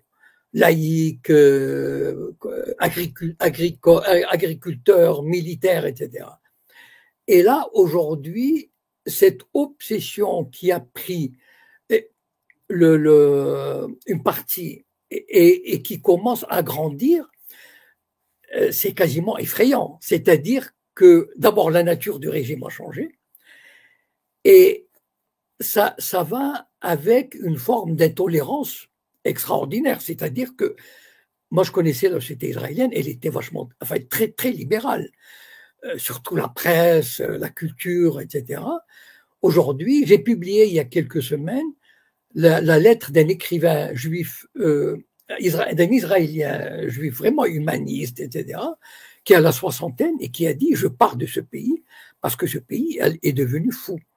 Je vous rappelle une chose, le numéro 2 de Tzahal, Golan, Golan, j'ai oublié son prénom, vous m'excuserez, en 2017 ou 2018, le numéro 2 de Tzahal, il avait dit « Ce qui se passe en Israël aujourd'hui me rappelle le début des années 30 en Allemagne ». Ça veut dire il y a des milices. C'est un pays qui est en train de virer à la folie. Bon. Et le messianisme vient ajouter, je crois que les Israéliens sont déboussolés, ils savent plus à quel saint se vouer, ils voient la terre, se dérober sous leurs pieds. Bien sûr, ils donnent le change, voilà, ils bombardent, etc. Mais les craquements sont là. Et d'ailleurs, moi, j'ai souvent dit que la solution viendra d'un dépérissement de l'intérieur d'Israël. Et il y a il y a beaucoup de signes qui vont dans ce sens. Et le messianisme va couronner le tout. C'est quasiment la chantilly sur le gâteau, quoi. Bon, si vous permettez, s'il y a une question, sinon… je vais laisser la dernière question à Maximus, mais sinon, moi, le parallèle, je le trouvais intéressant parce que j'ai grandi dans une cité au début des années 80 aussi, et le parallèle, en fait, c'est que à l'époque, moi, c'était une cité dans laquelle c'était vraiment une majorité musulmane, et il y avait très peu de femmes voilées, il y avait très peu de musulmans qui mangeaient comment on appelle ça, halal, et ensuite il y a eu vraiment un bouleversement, et le halal aujourd'hui est devenu presque une obligation, et les choses ont énormément changé, en tout cas de ce point de vue religieux. Maximus, je te laisse la dernière question et puis après on libère Monsieur Cohen parce que là on a atteint alors une petite question un peu détente, people plutôt. Alors Jacob, d'abord merci d'être venu sur cette émission très intéressant. Et la question que je vais poser, c'est concernant l'affaire Jean-Michel Trogneux, Brigitte Macron. Oui. Nous avons une chroniqueuse américaine du nom de Candice Owen qui s'est emparée de l'affaire et qui a creusé le dossier aussi avec les camarades de Faits et Documents et qui a affirmé mordicus que les deux personnes susnommées ne sont qu'une seule et même entité. Et il s'est avéré que cette chère Candice Owen s'est fait traiter d'antisémite et justement a été, me semble-t-il, rattrapée par un rabbin qui s'est acharné sur elle. Quel est le lien entre le fait que Brigitte Macron ou Jean-Michel Trogneux soient une seule et même personne et pourquoi un rabbin se serait offusqué au point d'intervenir dans cette affaire et de qualifier Candace Owen d'antisémite? J'aimerais bien avoir votre avis là-dessus. Alors, deux choses. D'abord, l'antisémitisme, c'est un truc, moi je leur tire mon chapeau, hein. Enfin, je veux dire, en matière de propagande, ils sont très forts. Ils ont sorti l'antisémitisme qui est devenu une espèce de bombe atomique, l'arme de dissuasion massive. Dès que quelqu'un dit quelque chose, hop, antisémitisme, et là, c'est la panique générale. Voilà. Donc, c'est bien trouvé. Bon. Deuxièmement, ce rabbin, il est plutôt… C'est là où on voit, là tout à l'heure, pour rejoindre ce que disait je sais pas qui m'a interrogé sur le rapport entre mondialisme et sionisme, c'est là où on voit le lien, par exemple. Voilà un lien concret. C'est-à-dire, on met à mal Macron, qui est un allié d'Israël, enfin, en tout cas qu'on voudrait conserver comme allié d'Israël, il est emmerdé par une Américaine, eh ben on envoie un rabbin. Le Mossad, il appelle les Sayanim qui, peut-être c'est un Sayan aussi, ou des Sayanim qui le connaissent, et ils lui disent envoie-nous un missile contre celle-là qui dérange Macron. Voilà. Bah, merci beaucoup, Jacob. Bah, je te remercie pour cette émission. Et puis, bah, je pense que je te reproposerai une invitation, je pense, dans les Bien mois sûr. à venir. D'accord. Alors, bonne Voilà. soirée à tous. Et vraiment, c'était un plaisir. Bah, merci Là, en beaucoup. tout Et puis, cas, j'espère que tu écouteras le prochain Journalou. Ah oui, sans faute. pla- Allez, pla- ciao tout le monde. plaisir, plaisir partagé. Et j'en rajoute une autre pour Jacob, Oui. une de mes créations. C'est le cartel de la pleurniche et du mouchoir Ah oui, que très bien. j'utilise de temps en temps. D'accord, je retiens. Allez, ciao tout le monde. Merci, bonne soirée. Au Merci. revoir. Bonne Bonne soirée à soirée. tous. Au revoir. Bah, Maximus, je te propose je trouve que c'était une très bonne émission. On est à 1h30 pile. Je te propose qu'on termine là pour cette semaine. Je sais pas si on aura un invité la semaine prochaine. Comme j'ai dit tout à l'heure, j'ai envoyé l'invitation à Pierre Hillard et à Youssef Indy. Donc, on verra s'ils m'ont répondu d'ici là et s'ils sont disponibles le mardi. En tout cas, à toi, Maximus, je te dis merci de ta disponibilité. C'était cool d'être là ce soir. J'espère que ça t'a fait plaisir de pouvoir discuter avec Jacob Cohen. Et puis, bah, comme je le disais, on le recevra, on essaiera de le Oui, recevoir dans une prochaine émission dans les mois à venir. surtout que c'est intéressant de discuter avec lui, puisque lui, il prend les choses avec une certaine dérision, contrairement à la 17e chambre correctionnelle, qui évidemment, moi, me condamne, évidemment, alors que toutes ces histoires de haine, d'appel à la haine, n'a strictement rien à voir dans notre affaire, puisque la preuve, on discute aimablement avec les individus quels qu'ils soient, et on sait que nos adversaires sont effectivement les sionistes et les mondialistes, et les transhumanistes, enfin tous ces fous furieux qui sont des ennemis de l'humanité. C'est plus ça en fait notre combat. Et Bah oui, bah ouais, oui, notre ouais. combat, il est contre les adversaires du vivant et de l'humanité. C'est pas contre les juifs Voilà, c'est ou les ça. C'est pas les ça n'a religions, c'est pas les. ça n'a strictement aucun sens. Donc, mais le problème, c'est qu'ils ont une telle puissance de feu, l'exprimait Jacob. C'est pour ça que je l'ai laissé parler, parce que lui, j'ai envie de dire, il est de l'équipe, donc il peut en parler. Donc, si nous on dit la même chose que lui, on tombe sous le coup de la loi. C'est ça qui est aberrant en fait. Alors là, Donc, qui ont essayé, ils ont eu des problèmes, comme tu sais. c'est pour ça que on est obligé malheureusement d'être précautionneux. Et il y a des gens qui n'ont pas compris lorsque je reviens sur l'émission, enfin le direct que j'avais fait avec, enfin, je crois que c'était, bah oui, c'était le direct que j'avais, c'était sur Radio Principe avec Walter Boujna, le pervers Ouais. Walter Boujna. Donc on a dit ouais, tu l'as pas fracassé, mais je peux pas le fracasser. Si je le fracasse, moi je me prends la patrouille sur les épaules, quoi. C'est ça Ouais, qu'il faut bah ouais. comprendre. Il y a un moment. D'ailleurs, je me la suis pris plus que sur les épaules de toute façon. Mais donc on peut pas s'amuser à parler avec la puissance de feu qui est la nôtre sur ces gens-là, Et parce c'est ça. qu'automatiquement, attends, je termine, parce que ça se retourne contre nous, parce ils ont tous les leviers. Et c'est Voilà. ça, Et c'est ça que certains comprennent pas, parce que des fois, je vois des commentaires, de gens qui disent, ouais, vous avez pas les couilles de ceci, pas les couilles de cela. Non, mais c'est pas une histoire de couilles, c'est une histoire de précaution et c'est une histoire simplement de pas être suicidaire. Je veux dire, si tu as envie de courir le 100 mètres, tu fais en sorte demain de pas te faire amputer d'une jambe, c'est tout, tout simplement. Si on veut pouvoir continuer à parler, oui, il faut qu'on parle avec précaution et ceux à qui on a affaire en bah, face ne jouent on pas n'a avec pas les le mêmes choix, armes parce que que nous, tout simplement. bah, on n'est pas à force égale, donc ça sert strictement à rien. C'est comme si vous vouliez mettre des coups de boule à des CRS qui sont casqués en manif avec la matraque. Donc vous pouvez pas avoir le dernier mot. Donc on sait très C'est bien ça. on n'a pas la puissance de feu qui est la leur. Donc on est obligé à un moment donné de s'incliner par on le regrette, mais c'est des postures malheureusement qui sont la nôtre. Regardez des types comme Toubiana qui a essayé de dire certaines choses. À un moment donné, il a dit je jette l'éponge, parce que moi je peux pas prendre des positions et parler de certaines choses si on me menace, moi, ma famille, etc. Donc je me retire du combat. Et les gens, on sait très bien que les gens qui sont allés au-delà, comment dire, de ce qui était autorisé par qui vous savez, bah il le paye. Regardez, je suis désolé, regardez Christophe Chalençon aujourd'hui, que d'ailleurs auquel je vais rendre hommage. Regardez Joanne Nivernette, même comment elle s'appelle, Natacha Ray, etc. C'est des gens qui sont allés loin dans le combat et aujourd'hui ils y laissent leur santé et malheureusement, j'espère que Joanne, en tout cas Nivernette, va se rétablir parce que c'est vraiment quelqu'un de valeureux et que j'apprécie beaucoup Bah, j'ai eu des nouvelles récemment et donc bah il est sorti de l'hôpital et ça va de mieux en mieux. Ça va vraiment de mieux en mieux. Il arrive de mieux bah, en mieux à s'exprimer donc.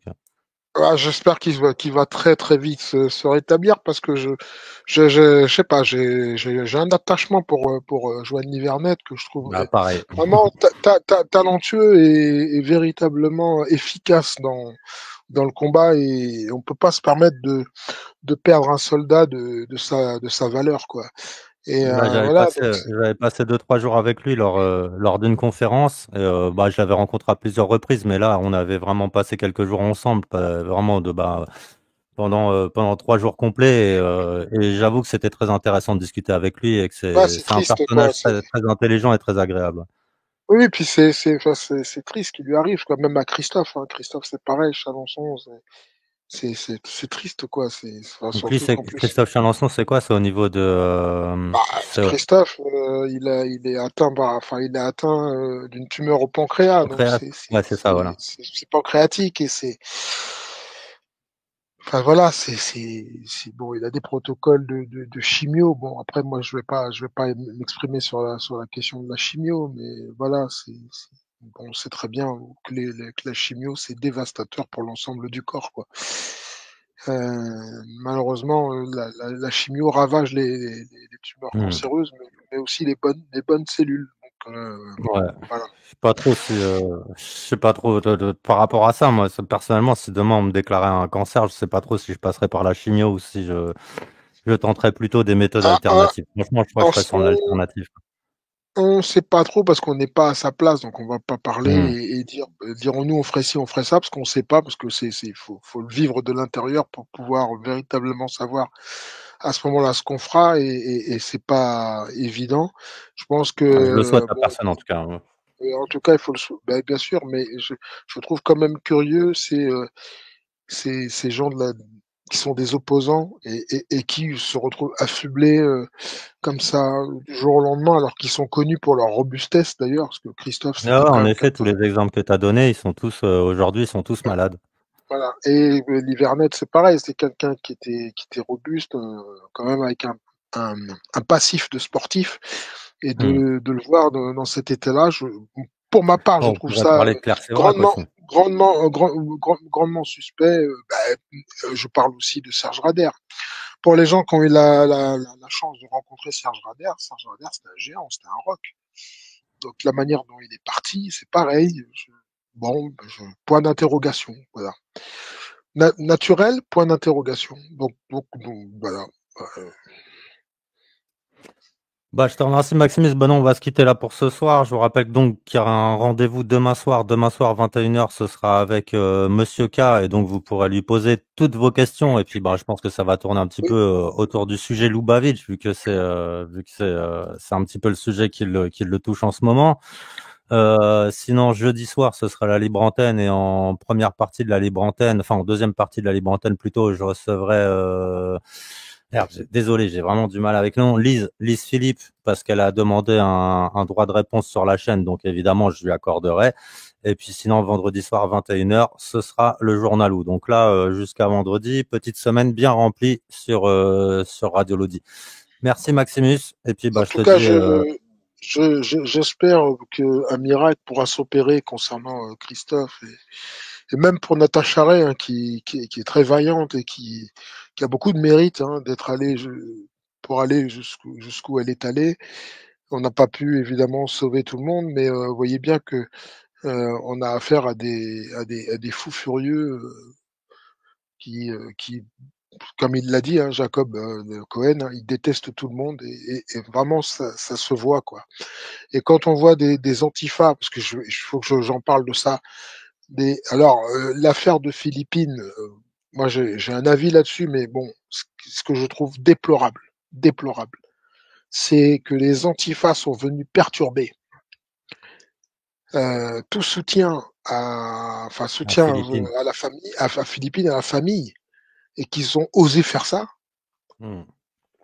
Bah, moi, en tout cas, je dis aux antifas, ne venez pas faire ça aux Antilles, hein, parce que si jamais on fait une minute de silence pour quelqu'un qui est mort et vous venez faire ça, je vous assure, les gars, vous quittez pas l'île. Hein. Vous faites pas ça aux Antilles. Venez pas aux Antilles faire des comédies comme ça parce que ça va très mal se passer. Voilà, ben, je vous le dis. Ouais, bah sur ce que tu disais là, que disait Jacob Cohen tout à l'heure en parlant des sionistes et des sionistes actuels, hein, parce que Jacob Cohen fait bien la différence entre l'émergence du mouvement sioniste qui, comme il le dit, était assez athée à l'époque et le sionisme politico-religieux auquel nous faisons face aujourd'hui. Il y a plus d'une dizaine d'années maintenant, j'avais malgré moi, c'est-à-dire par une amitié avec quelqu'un, j'avais infiltré un milieu sioniste. Et en effet, j'avais vraiment été surpris par les propos qui étaient tenus. Et c'est là, ouais, voilà, c'est là, on va dire que de ce côté-là, en tout cas, j'ai réellement commencé à tomber de ma chaise parce que, en effet, c'est considérer le goy comme un outil, le goy comme limite quelque chose qui n'a pas d'âme et quelqu'un qui n'a Bah, pas d'âme et qui n'est pas c'est humain. écrit dans les textes, hein, en fait. Ouais, mais entre les textes et puis voir des gens converser devant toi de cette façon-là, tu vois, il y a vraiment un grand écart, tu vois. Et moi, je connaissais le judaïsme qu'à travers la victimisation issue de la Shoah, tu vois, et d'être tombé dans ces milieux-là à cette époque-là, ça m'avait vraiment, ça m'avait sidéré, quoi. J'étais vraiment sidéré Ah ouais, réellement par la haine qu'il peut y avoir. Vraiment, on peut là bah, clairement parler de haine avec un grand H, quoi. moi, personnellement, j'ai pu discuter avec certains qui ouvertement disaient pour un noir, t'es intelligent, parce que généralement, les noirs ont des QI de singe. Et le mec te Ouais, sort ça Maïmonide. le mec te sort ça normal, quoi, tu vois, sans complexe aucun, quoi.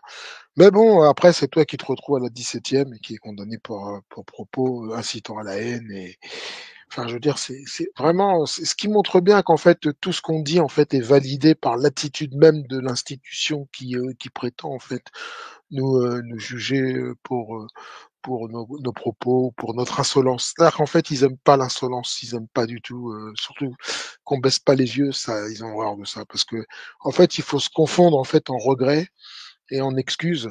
Et ça, ils adorent. Ça, ils adorent. Mais quand vous vous tenez droit que vous affirmez tel que vous êtes, ça, ils détestent ça. Il faut qu'ils essayent de vous briser les chines. C'est comme ça. C'est leur nature. Hmm. Enfin bon, bref. Ouais. Bon, Euh, j'espère que vous avez apprécié cette émission. En tout cas, moi, je pense que c'était une bonne émission. Là, je vous envoie comme je vous dis, je vous envoie du bois cette semaine puisque demain soir, il y aura Monsieur K. Jeudi soir, la libre antenne et vendredi soir, le journalou. Et, attends, qu'est-ce que je voulais ajouter d'autre? Bah, ça m'a fait plaisir. Voilà. J'espère que ça vous a fait zizir aussi. On reçoive alors, Jacob Cohen ce soir. en tout cas, force à Jacob Cohen. Merci à lui, en tout cas, d'être venu. Et surtout, une chose quand même qu'on constate, c'est que l'accusation d'antisémite, c'est comme c'est un rayon paralysant qui perd de plus en plus de sa force. Bah, à force de placer de l'antisémitisme à toutes les sauces, partout et nulle part, hein, et en même temps sous toutes les latitudes. Donc, au bout d'un moment, ça n'a plus aucune valeur et ça n'a plus aucun sens. Ça Donc, devient un pistolet à eau, le truc. ça commence à devenir inopérant de plus en plus. Et le monde, évidemment, bah, d'ailleurs l'ONU, hein, je crois que c'est Netanyahou qui a dit que l'ONU était un ramassis d'antisémites. Bah là, c'est vraiment c'est assez extraordinaire, quoi. Même Bref, Macron est devenu antisémite là, avec l'arrêt des livraisons d'armes. Il le traite d'antisémite. Enfin bon. non mais c'est dantesque, c'est magnifique, quoi. Et je trouve Hmm. que c'est bien. C'est bien parce qu'on vit les temps de la révélation et les choses se révèlent pour ce qu'elles sont. Et bravo.